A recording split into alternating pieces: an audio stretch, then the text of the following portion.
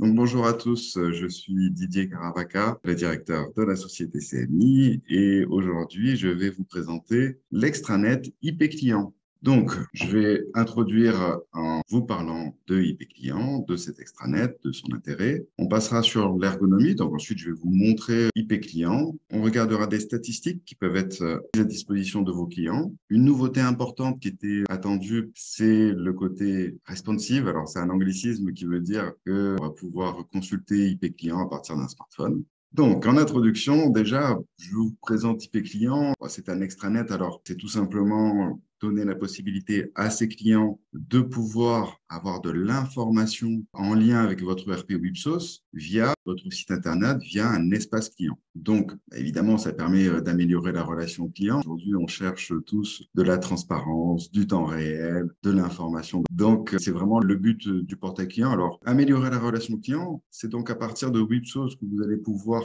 générer un code pour X ou Y client. D'ailleurs, vous pouvez, pour un même client, générer plusieurs logs parce que ça va être pour le dirigeant qui va pouvoir se connecter et avoir des accès qui lui sont propres et pour un responsable technique qui aura des accès qui seront beaucoup plus simples. Donc, on est vraiment dans une relation très personnalisée des droits. Voilà. Depuis Wipsos, je crée l'espace de mon interlocuteur, de l'utilisateur et ensuite, via votre site Internet généralement, il a un lien sur lequel il clique, c'est son espace client et va pouvoir renseigner le login qui lui a été transmis et se connecter. Tout ça, on va le faire ensemble. Évidemment, optimiser l'accessibilité à l'information, ça vous évite aussi que le client vous appelle tous les jours pour savoir si vous êtes passé, si vous allez passer, s'il y a une facture en cours et pourquoi cette facture n'est pas reçue. Voilà, ce sont les accès à cette information, c'est vous qui les maîtrisez, c'est vous qui décidez de quelle typologie d'information le client va pouvoir disposer et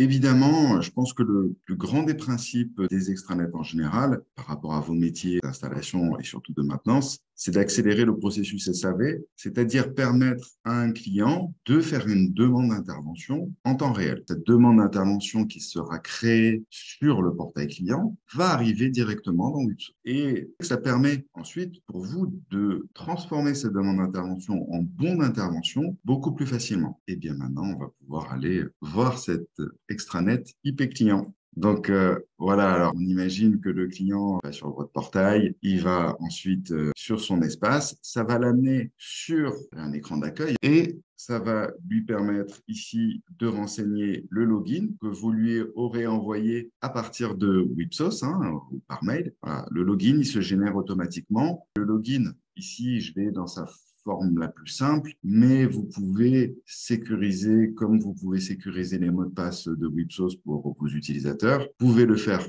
aussi pour vos clients. Je m'identifie. Alors, lorsque le client arrive sur son espace, beaucoup de choses sont paramétrables. Ici, vous voyez qu'on est dans un environnement de démo, de CMI. Tout ce que vous voyez là, c'est entièrement paramétrable, c'est-à-dire les couleurs, les logos, la page précédente, évidemment, avec les logos, c'est votre écran d'accueil. Les menus que vous voyez ici sur la gauche sont aussi paramétrables, c'est-à-dire que les intitulés, vous pouvez les appeler autrement. Au lieu de site client, vous allez pouvoir appeler ça agence. Au lieu de recherche, avec des sous-menus, peut-être que vous allez tout simplement appeler ça bon SAV. Bon, contrat, je ne vois pas comment vous pouvez les appeler autrement, mais bon, voilà, ce sont vos mots. Ce qui est important, c'est que ce portail client, il sera à votre image en fonction de ce que vous voulez présenter à vos clients. Donc, il y a de plus en plus de paramétrage parce que de plus en plus, on vous permet de faire des choses différentes à partir de cette extranet. Donc, il y a obligatoirement un accompagnement de la part de CMI. Donc, voilà, chaque client va accéder ici à son site et aux installations qui le composent. Encore une fois, on est dans de la démo. Donc là, je suis Lidl Loss, commence à avoir l'habitude de ce client que j'utilise souvent en démo, avec une alarme intrusion, un système de sécurité, il a de la téléphonie IP, de la téléphonie. Peu importe, ça peut être de la climatisation, ça peut être du chauffage, ça peut être une porte automatique. Voilà, encore une fois, ce sont les fiches techniques dont dispose le site Lidl Loss. Chose importante, c'est souvent des clients multisites qui vont vous solliciter et qui vont avoir fortement besoin d'un extranet, d'un espace client. Pourquoi? Parce que lorsque je suis le responsable de sécurité d'une société multisite, qui est intéressant pour moi, c'est de pouvoir accéder via mon login à l'ensemble des sites toute France sur une région, même si j'en ai que 2 ou que 3, hein, peu importe, mais à partir de mon login, d'avoir toutes ces informations. C'est le cas, j'avais ouvert ici, je me suis logué en tant que responsable de ces 3 sites, Lidl France, Lidl Loss, Lidl Nord, et je vais pouvoir voir à chaque fois le détail de chaque site. Donc, c'est vraiment en lien avec Wipsos. Lorsque dans Wipsos, vous avez votre client qui est multisite, un payeur avec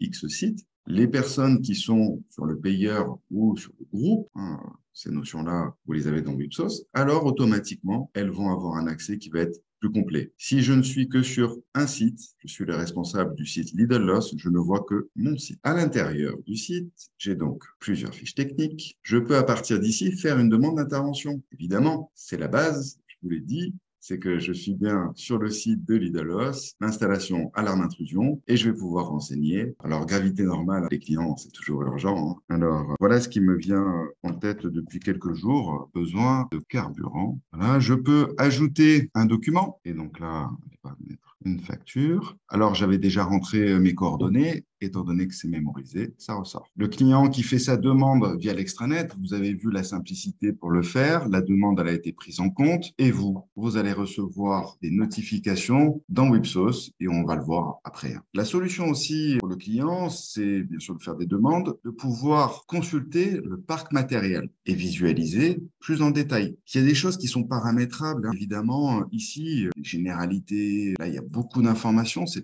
vraiment les informations complètes du parc matériel client. Vous pouvez décider de ne pas les montrer. Dans l'exemple des fluides, les fluides concernent uniquement les clients qui font de la climatisation, donc aucun intérêt pour les autres. Les bilans électriques, très peu les renseignent. Par contre, les numéros de série, c'est assez intéressant. Il y en a qui les renseignent. La référence interne, tout ça, c'est des choses qui vont pouvoir être mises à disposition du client. Je peux revenir en arrière, je retourne encore une fois sur mon site. J'aurais pu aussi ouvrir des documents et j'ai des documents que je peux mettre à disposition du client. Encore une fois, tout ça, c'est une question de paramétrage. Est-ce que je mets à disposition des documents? Si oui, lesquels? Voilà, il y a quand même quelques questions à se poser et un petit peu de travail en amont. Le client va pouvoir bien sûr faire des recherches sur ce qu'il s'est passé sur son site. Le site que j'ai choisi, c'est Lidl Loss. Donc, à tout moment, je vais pouvoir rechercher, là j'ai pris les codes état terminés, et regarder ce qui s'est passé. Je peux visualiser le bon d'intervention et j'ai accès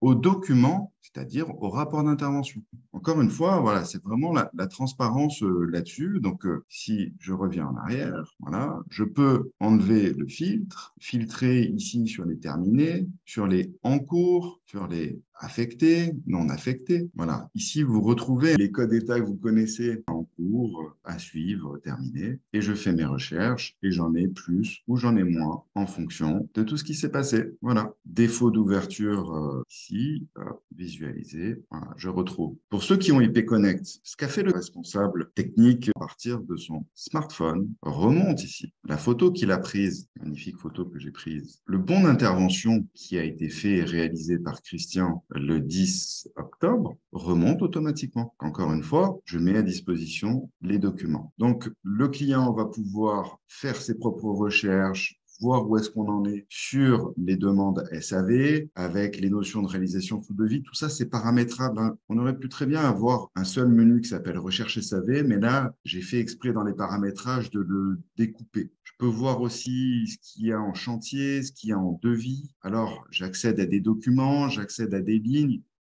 Euh, voilà, hein, je ne sais pas si j'ai en cours ici, j'ai des devis, j'accède à des documents, à des montants, mais c'est pas le devis Wipsos avec les marges, ça reste quand même pour le client. Je peux consulter les contrats, donc à tout moment, je peux voir le contrat, avoir des informations qui remontent, le descriptif, l'adresse de facturation, les conditions de paiement, date de signature. Donc évidemment, d'où l'importance de bien renseigner dans Wipsos, mais ça, c'est une évidence. J'ai les notions de visite qui sont importantes, avec quand est-ce que cette visite, elle a eu lieu, elle doit avoir lieu, ce qui a été fait. Gestion des points pour certains. Vous l'avez sûrement remarqué, lorsque j'ai cliqué, je peux voir le détail des visites du contrat. Et encore une fois, je vais avoir des informations. C'était important pour certains, ça c'est des nouveautés, hein, pour ceux qui connaissent le portail IP client. Et à chaque fois, je donne ou pas accès à des documents. Ça peut être le scan du document signé par le client. Les factures, un grand classique, le client va pouvoir de suite ici les visualiser et la facture de mon client Lidl,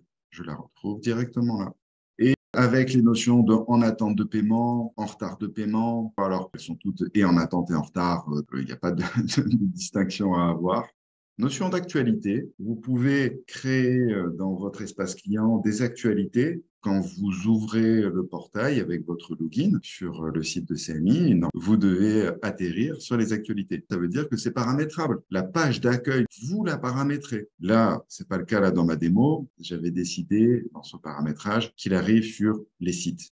Statistiques, ça c'est une nouveauté. En fonction du client, vous allez pouvoir paramétrer s'il a accès et dans ses statistiques, lesquels délai sur les rappels, délai sur les interventions, vérification des visites. Il y en a un que l'on peut paramétrer que j'ai enlevé, c'est GTR. Mais voilà, le client, encore une fois, ça va lui donner de l'information par site en fonction d'une période, en fonction de type de visite. Voilà, je pense en tout cas l'essentiel des fonctions qui sont aujourd'hui dans l'espace client. Et je vais vous montrer maintenant la partie smartphone. Donc, vous voyez dans mon écran de smartphone, de la même manière, aujourd'hui, grâce à la version 2022 d'IP Client, parce que ça n'existait pas avant, le client va pouvoir, via son smartphone, rentrer son login et retrouver toutes les informations. Ce sont les mêmes. Ici, je vois les sites, je peux voir l'assistante, les recherches, le SAV, je peux aller sur mes contrats et consulter mes contrats, je peux aller voir mes factures,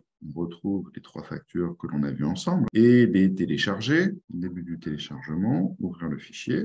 Voilà, la demande essentielle, elle est sur la demande d'intervention, notamment sur un smartphone. On peut imaginer un responsable technique du client qui est sur un site et sur ce site, il voit qu'il y a un problème sur une clim, il voit qu'il y a un problème sur une caméra, il voit qu'il y a un problème sur un détecteur. Il va pouvoir faire sa demande directement à partir d'ici. Alors, une chose intéressante, je peux faire une demande là et si je ne suis pas sur une installation, je dois aller choisir l'installation. Et donc, là, je vais dire que c'est sur mon alarme intrusion. Quelle est la gravité? C'est important. Test. Et je peux ajouter un document. Ajouter un document qui va être un appareil photo. Voilà, la photo. Je suis encore une fois reconnu et je valide. Et ma demande est prise en compte. Je pense que c'est extra pour un client d'avoir cette option de pouvoir faire ses demandes directement via son smartphone. Je vais arrêter le partage ici. Je vais le reprendre de l'autre côté pour vous montrer le final. Ça va être sur Wipsos, bien sûr. Voilà les demandes que l'on vient de faire ensemble avec le besoin de carburant, avec ici les tests. Besoin de carburant. Donc, Monsieur Didier Caravaca a besoin de carburant. C'est sur l'alarme intrusion. Il y a un fichier ici qui a été transmis. Voilà. Et là, je n'ai plus qu'à cliquer sur ce bouton pour transformer cette demande en bon d'intervention, parce que ça me paraît cohérent, ou alors la supprimer. Ici, on arrive automatiquement dans ce que vous connaissez dans Wipsos, la prise d'appel. J'enregistre l'appel, je peux préciser, je peux modifier des choses, je retrouve le motif, tout est lié. Voilà, je vous remercie de votre présence, de votre confiance et à très bientôt. Bonne journée. Au revoir.